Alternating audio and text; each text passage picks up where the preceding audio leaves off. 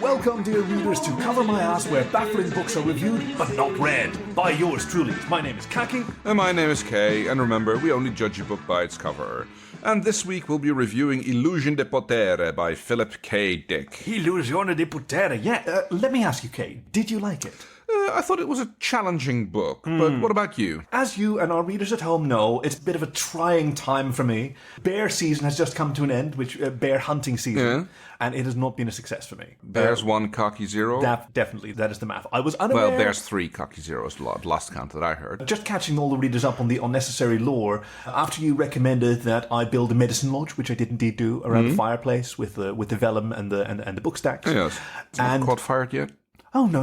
Good. It's quite good. As I mentioned, like, it's a combination of sauna and banya and steam out and hammam. Oh, yes. I did start drinking water from the water cooler, as you mentioned. So my health has markedly improved. Oh, good, yes. Which allowed me to see through the sham that I believed was the spirit of the bear that I was communing with and then apparently dating. It was just one of those bears in a sheet while I was suffering. Delirium, yes. Yeah. I mean, I had my suspicions, but I tried to see it through to the end just to see if I could gather any intelligence. But when I was actually being walked down the aisle, that's when I kind of pulled the ripcord. I was wondering what the music was. I can't figure out how to stop it. It's playing on a loop. Yeah. I mean, it's quite a nice march, but... After a while, it gets a little under your skin, it becomes I suppose. dirge-like. Just the memory of being walked down the aisle. Although it's not called the aisle. Oh. In a church, the aisles are the ones are they along the sides. I think those are the aisles. So the one down the middle is called the central passageway, and then the groom took his bride up the central passageway. Yes, I can see how it would not go down very well. Honestly, it's been kind of a bummer, this whole experience. Season, I was very excited, as you know, to meet another denizen of the library. Oh yeah, that's a nice way to put it. Because after a rocky start, I got on very well with the little velociraptors. Bears. Not so much, but hey, I've got to ask you about this technicality. So I can't hunt them anymore, right? Because bear season is over. As you know. Hunt. Sorry, I thought you said hump. But go on, yeah. Well, what happens in the library stays in the library, Kay. How are the rules about pranking them back? Oh, I'm pretty sure those aren't covered by seasonal laws. Yeah? Is that okay? I mean, as long as nobody's getting killed and skinned, I think it should be all right. So I have a few plans that I'd like to run past you to see if I'm hitting the right tone. As you can see over here, I've built another pro or anti-bear suit, but this one is definitely an anti-bear suit. It's designed to be extremely uncomfortable, but also slightly remote controllable. You see, it's got these pulleys on the outside. Oh. Yeah. So you're hoping that they nick it, get into it, and then they'll be at your mercy. Yes, that's what I'm hoping. Basically a very elaborate bear trap then again. Oh, okay. Does that defy the spirit? Does that belong in bear hunting season? I'm sure you can get away with it. If I don't actually make it onto the bear's back to grab the pulleys where it's safe, although they can roll me off and crush me. Well, yes, there's always that problem with... I'll have to build my own rolling cage. No, they're just going to steal that as well. Put the roll cage in with the suit, kind of like a monocoque, like they have in Formula 1. So a monocoque? That's what it's called. What's called? I can't imagine it. It's kind of like the same with a warthog. There's the titanium bathtub that the pilot sits in. Well, essentially like a very elaborate ejector pod. No, that's different. That's the F-117, I think, that has this. It's the supersonic bomber thing that had a ejection pod. It was used a few times, but it had certain dangers. Like if you don't retract your arms and legs far enough when it closes down, then you're in trouble. Yeah. There was some issues. They actually, come to think about it, they tested that using a bear. Oh, they actually put a bear in the thing, and then I'm not kidding either. Who flew the plane? Well, it was a ground test. Oh, and, okay. After the first time, the bear did not want to get back in again. No, of course not. I bet it didn't want to get in the first time. Why do you test this on a bear? I'm not entirely sure what they were thinking, but for some reason they thought putting a bear in that was going to be a really good idea. They're lucky it's not one of your library bears, because those fuckers would have just made off with the plane. Yes. They're crafty fuckers. No, absolutely. I guess they have a lot of books to learn from. Speaking of books to learn from, I learned from a book about bears to try and set up some of my bear pranks. I learned about a South American type of bear that's called the spectacled bear. Oh. Yeah. It's rather rather a fun patterned bear. There's not a lot of them around, as goes for so many of the species that we seem to be keen on obliterating or Are those the ones with a tongue like a boat, like a tie? What? Oh, there's one particular kind of bear who could like lick his navel without bending his head over or something like that. It's got like a humongous tongue. It's like I'm exaggerating slightly, but it goes. Like, you can wear a tongue like a necktie almost.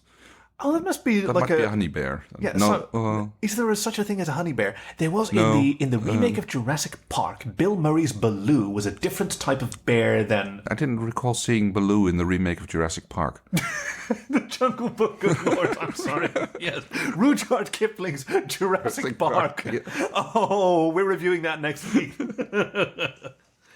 So I have a few more ideas. This one I think is kind of promising.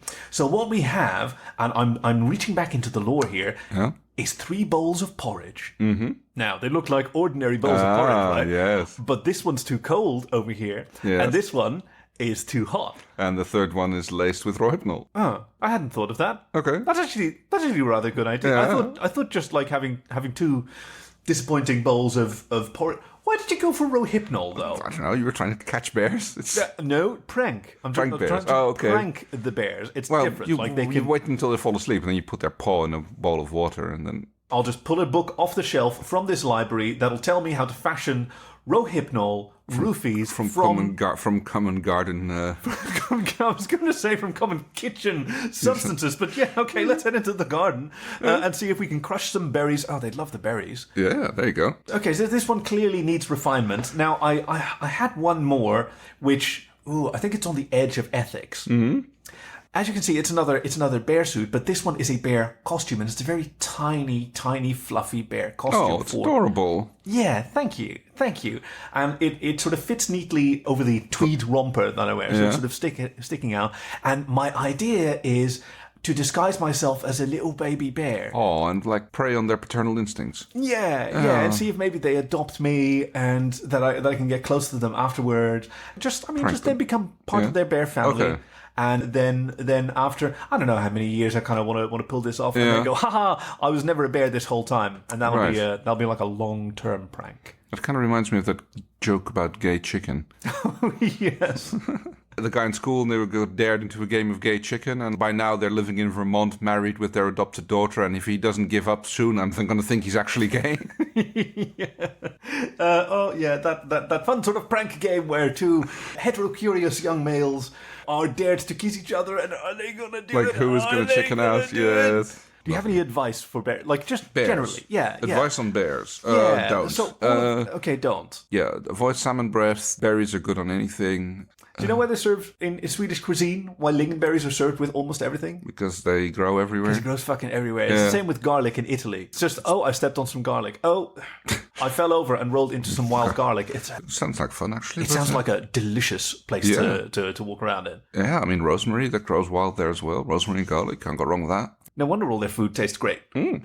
Speaking of Italy, though... Ah, yes. We have the Illusion de Potere, The Illusion of Power by Philip K. Dick. Why do we keep reading foreign translations of originally English books? I don't know how that keeps happening, and you are the senior librarian. It's weird. And if you look down at your podcasting device right now, you should be seeing the cover of today's book, unless you're using Stitcher. I have just been informed. Oh? I contacted them, and they said they don't support per-episode artwork. So our dear readers who are using Stitcher, which is quite a lot of you, you can go over and to covermyasscast.com and check out episode 45. Or if you're listening to this in the same week, you can check out our Twitter, because we always post the cover there. Oh, and we have to thank our friend for providing this week's synopsis. A friend of library, Ryan Campbell, who is truly an excellent independent author. We have known him for many years. You can find him on Twitter at ThePendrake. And check out his book, God of Clay, the first book in his recently completed Forest Gods trilogy set in a mythical prehistoric Africa. It is a doozy. But not what we're reading this week. This week, the synopsis, as provided very kindly by Ryan Campbell. Richard just wants a few days off of his demanding job as a jumpsuit model, so he builds a robot out of old movie studio props to fill in for him. But soon he finds his life spinning out of control as everyone, his boss, his wife, his parents, all think the android is the real thing. Now he has to find a way to outwit his own creation before it takes over his life forever. Step 1, get the robot addicted to prescription pharmaceuticals. It took a bit of a nosedive there. Yeah, it's a bit odd, but yeah, it's harsh. So yes, looking at the cover of the book, we can see the robot involved here. I mean, far-fetched to call it an android. Android is generous. Like that is a man-shaped robot. This is man-shaped. It's also very big. It's like 2.5 meters tall, I would say. It seems to be running on a steam engine. There's this beautiful copper wheel with this huge piston attached, showing that the artist who did the cover clearly has no idea how steam engines work. No. Because the piston is connected to the axle rather than to the rim. Yes, I love that. And also the other end is not connected to anything, as far as I can tell. It's a free-floating slice of copper pizza. There's also some like round protrusions on the base of the robot. Of the skirt, essentially. The skirt, metal, that's a very good way of pointing it. I mean, which is ribbed for their pleasure. Oh, that'll be it. Yes, all the little nubblies. Little. I mean, they're big as my fist, or bigger than, Some people like that sort of thing. Well, yes. Speaking of fist, there's like two. There's some extensions on the thing. You almost expect a plunger there, but no, these are gloves. Which are, they're big, huge, oversized red gloves, which look like they've been just blown up rather than actually filled with anything mechanical. And of course, there's this little thing on the front which almost looks like a little cannon sticking out, but I think it's just meant to be a pipe with a tap on it or something like that. Chasing after a pill, which is like, I guess... Yeah, just off the edge there, there's a big giant gel cap, and on the left is our hero, Richard, tinkering with it's a little furnace, but as we discover in the book, while everything runs on steam power, the steam power is generated by nuclear power piles. Well, I mean, that's...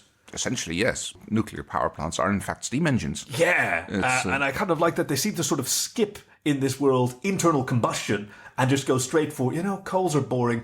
Why don't we just have a near-critical nuclear pile? It's a marvel of miniaturization that you can actually build a steam generator like that small from nuclear power. They must not like shielding very much, or redundancy, or, it's kind of like when you're playing in Fallout, when you have the nuclear cars.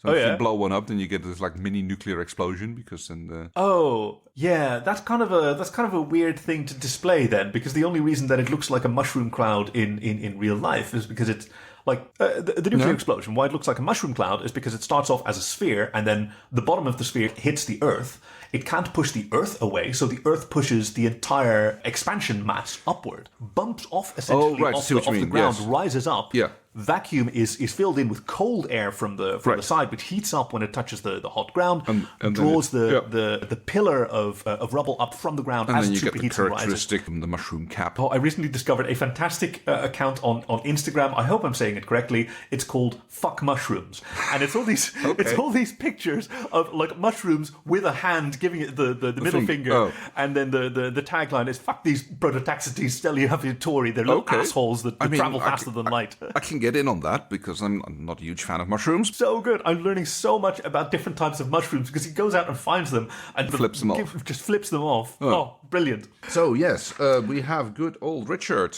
He's a sales associate for the jumper company.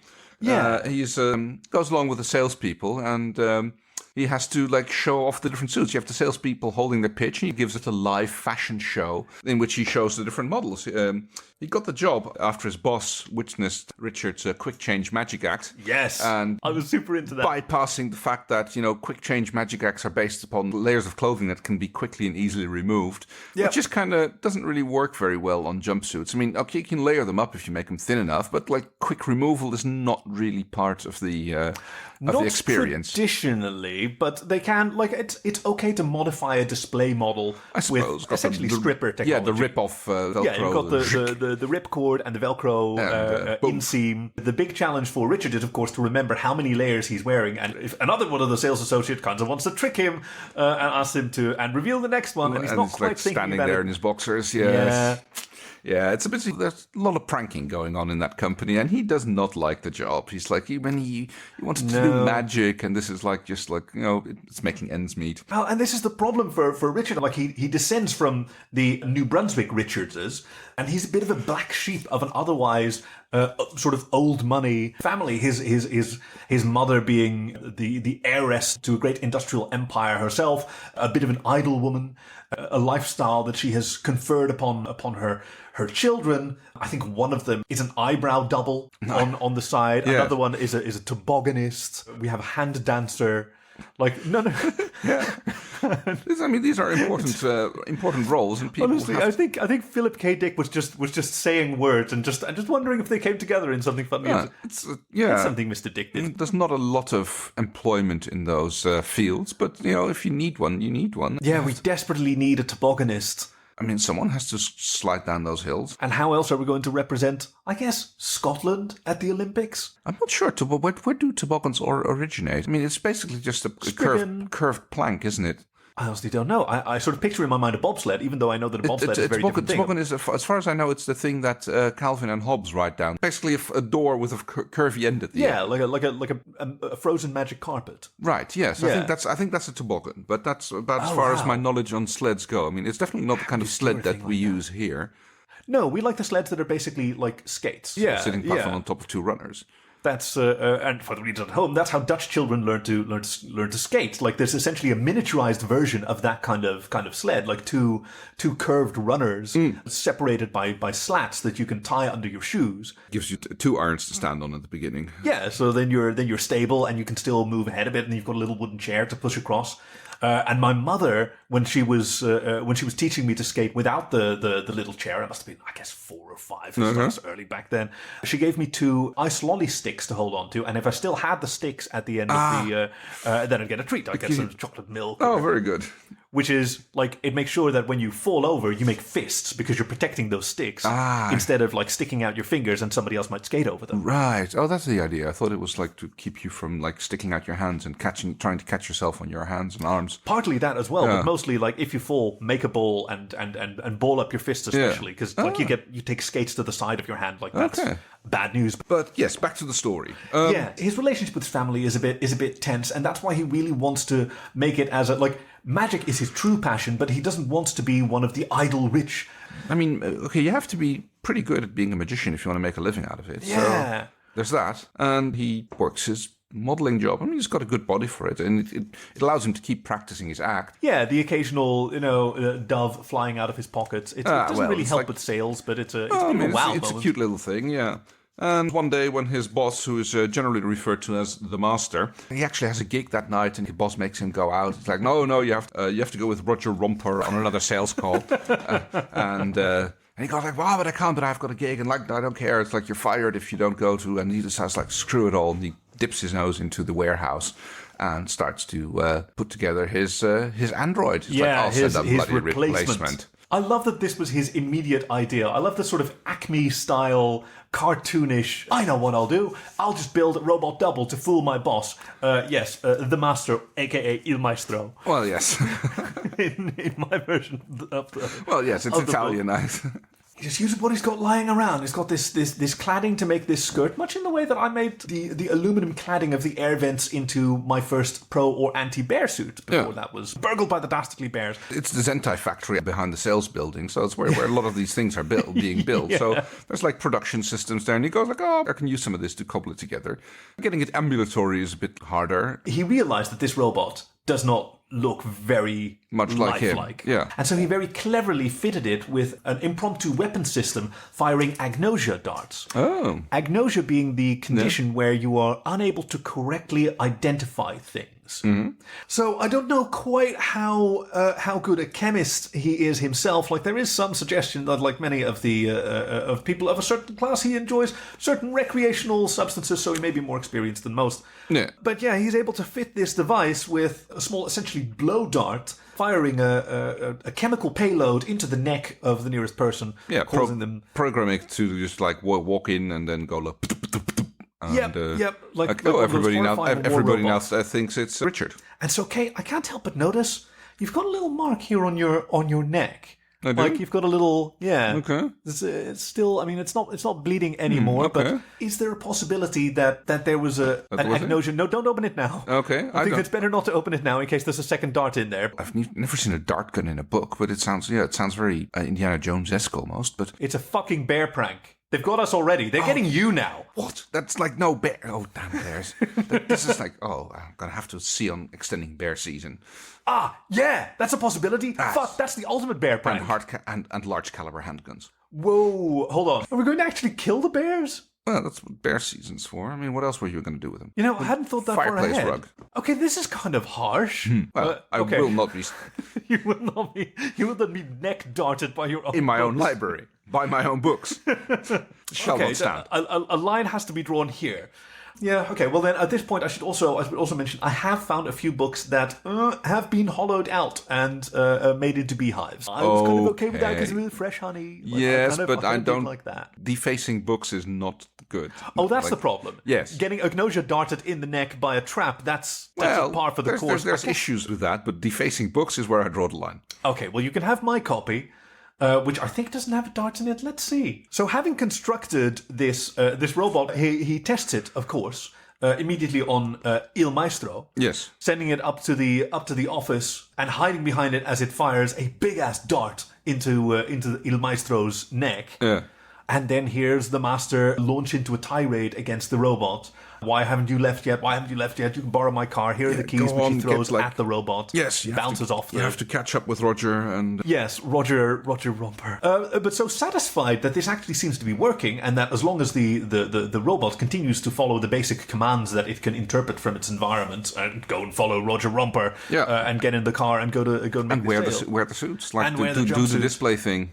He's confident that the robot will take care of this, so he can go and do his gig. Yep, he goes off, he trusting in the fact that his new robot will do the thing, and even if it doesn't, he doesn't really care. It's like, it'll last, and it's like, yeah. So he goes and does his changing act. It goes down well enough, I suppose. Quick change acts are always a little bit, we just know that they're really taking off the clothes really quickly. Yeah, but it's kind of cool. It does takes a particular crowd. I mean, like, people who go to, like, acts where other people take their clothes off, it's usually not about the speed, and they usually go a little bit further in the end. So there's a little bit of that going on. Yeah, there's a definite sort of demographic in the audience. There are groups of women of a certain age who are out with friends. There are a few, men of a certain age who are just exploring things that they may not have known about themselves. At the end of his act, he's actually feeling good about himself, especially about the fact that he got out from under the work. Yeah. And back at home, he's going to see his good wife, Brooke Melody. Yes. Yes. Who says, "Hello, sweetie." Hi, sweetie. Yes. Actually, she doesn't, because who is sitting on the couch when he comes in? Oh no! It's his robot. Yes, that's like right. Who has come home after work and is now shot up dear old Brooke with one of the she's got darts. A agnosia dart sticking out of her neck. I mean, he was already a little bit suspicious because he saw these boots out in the hallway, and whose old boots are in the hall where my old boots should be? I'm sure they're just uranium pods. Oh, you're drunk, you silly old drunk. Still, you cannot see. A classic song of just hilarious and fun. Well, let's be generous and call it polyamory. She's like wondering, who is this guy and what are you doing here? Wondering who the strange man with his huge bag of clothes is, who is now walking in and like trying to like get a beer from the fridge. Richard, please! Unhand him. No, wait, not unhand him. Hand him, I suppose. Yes, your hands. Use your huge hands on him. Lay hands upon him. It was very weird dialogue in this book by this great...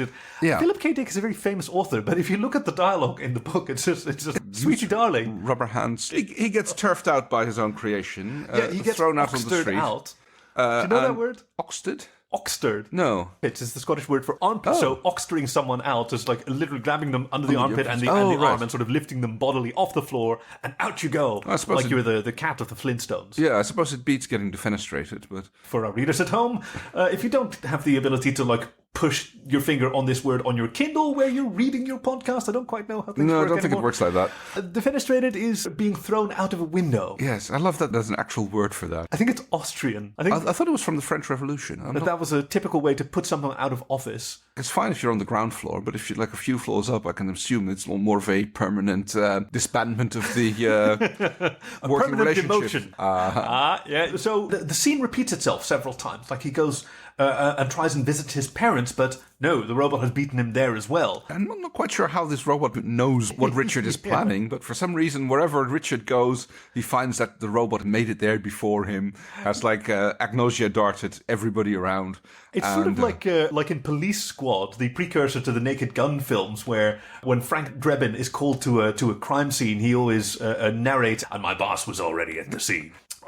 His wife is no help. I mean, even if she did recognize him, being a stay-at-home astronaut, she's just... I don't know why he surrounds himself with these idle rich people. So he goes and tries to... his good friend... I mean, I guess it might have been a bit of his side squeeze, Petunia, who seems to be the only person who's not been visited by Robot Richard yet. I kind of like that they have...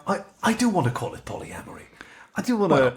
Maybe Mr. Dick is very liberal in that regard. It seems to be kind of okay. Like, I think he was just confused that there was different boots than his or Roger Romper's. And yeah, when he goes and visits Petunia, and I just got that. Yep, I got that.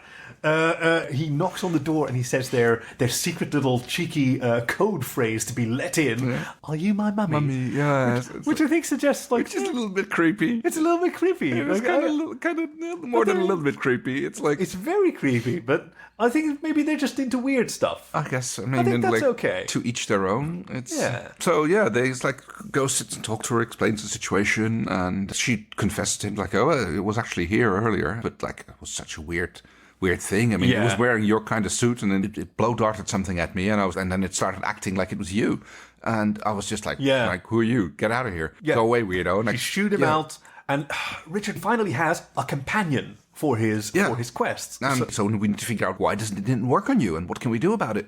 Yeah, so she grabs her white cane and her guide dog, and off they go together to try and find this robot who has now been identified as R1CH4RD for Richard, because that's apparently how we distinguish between... I mean, I appreciated it as a reader. Yeah. I wonder how well we're going to do in an audio medium. This is like one of the first known instances of lead speak that I'm aware of. Yeah. In this book. It's like, well ahead of its time like that.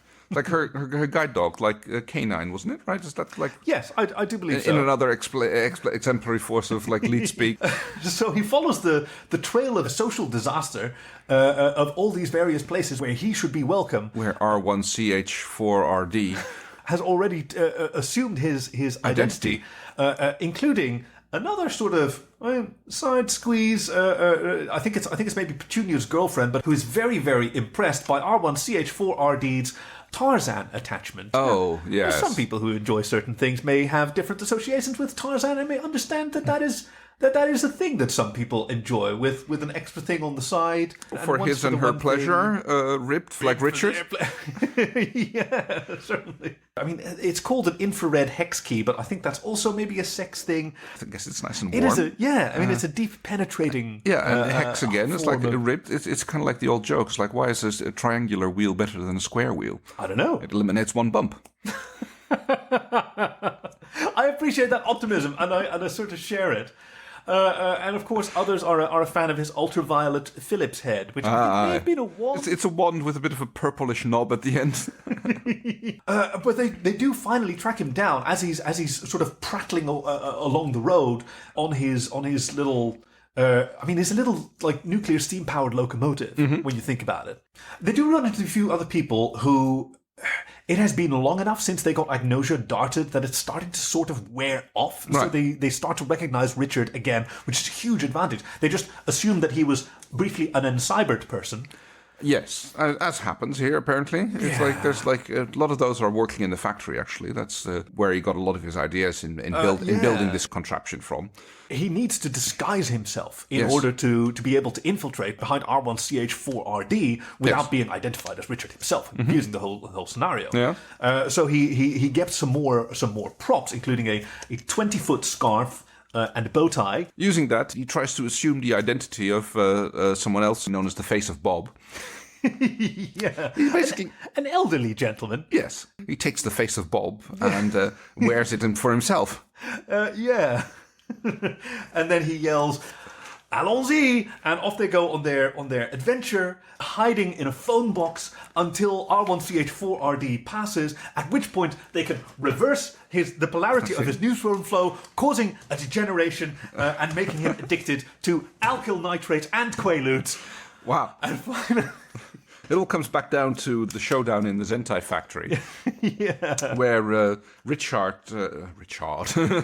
still wearing the face of Bob, manages to start a robot revolt against the R1CH4RD, leading the factory robots. The N-Cybert people. The N-Cybert people, against R1CH4RD, trying to overthrow him and marching in lockstep, tight ranks, basically overwhelming him.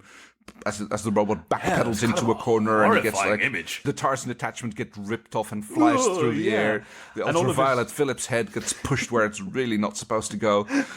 They give him a nuclear pile wedgie. They dent all of his knobs.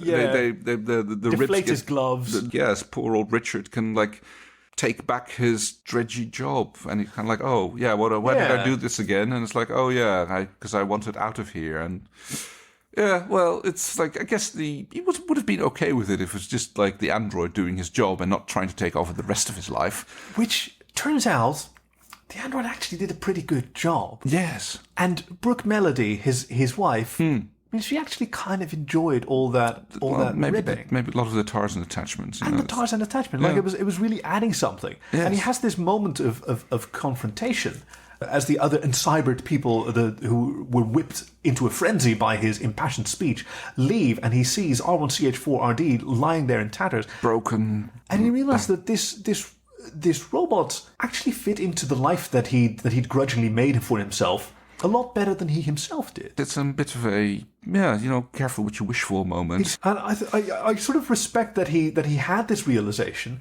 that his parents have expectations of him that he doesn't want to meet, and the job that he thought that he would hold to defy their expectation also isn't his. And even Brooke Melody, they've been married for a while, their tastes have grown apart. That sometimes happens to people. They want other things. If you like pina coladas. And in this case, they find out she likes the Tarzan attachment, and he really likes Petunia. That's not just a squeeze on the side. No. And so while walking Petunia's guide dog, because of course, working dogs, they need relaxation as well. Oh, of course, they need downtime. It occurs to him that he can rebuild R1CH4RD for exactly the purpose for which he was intended. And let him have it all. The robots seem to enjoy it. Agnosia Dart's futures are going to go up. And R1CH4 is now super addicted to those awesome Quaaludes. Do you know what those are, by the way? I've heard they're a particular kind of. They were a sleep aid. Oh, so they helped you fall asleep and ensured restful sleep. Then someone figured out if you don't sleep, you get super fucking high. If you don't sleep, you get do you ever feel? Have you ever been overtired? Yeah, you have. Yeah. Where you get so tired that sleep sort of becomes impossible because you feel super weird. Yeah, you can't. Yeah. And it's a special sort of delirium and also kind of horny. That's Quaaludes. Oh, okay. Guess they're not being sold anymore now then. I don't think I've ever even heard of them being sold or anything. Or I don't think I ever know anybody who took them. But same with alkyl nitrites, also known as poppers. Yeah. Which amyl nitrates, I thought they were, but amyl, potato. Yeah. I mean, they used to be sold as cleaner for pickup needles, for people who still know what those things are. Yeah, on LP players. Yes. Wow, we were becoming a very different type of podcast very quickly, so maybe we sort of ease it back.